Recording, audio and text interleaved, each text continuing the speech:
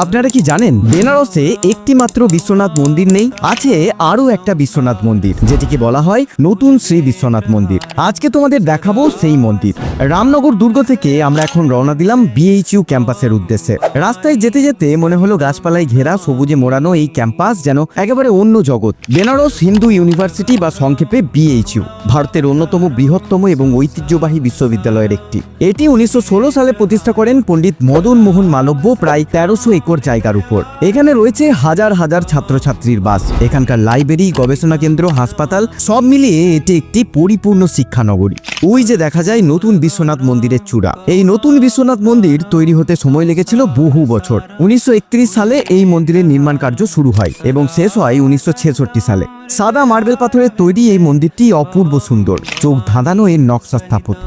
মূল মন্দিরটির চূড়া প্রায় 250 ফুট উঁচু। মন্দিরটি ভিতর থেকেও বেশ সুন্দর, আপনারা চাইলে মন্দিরের উপরে উঠতে পারেন।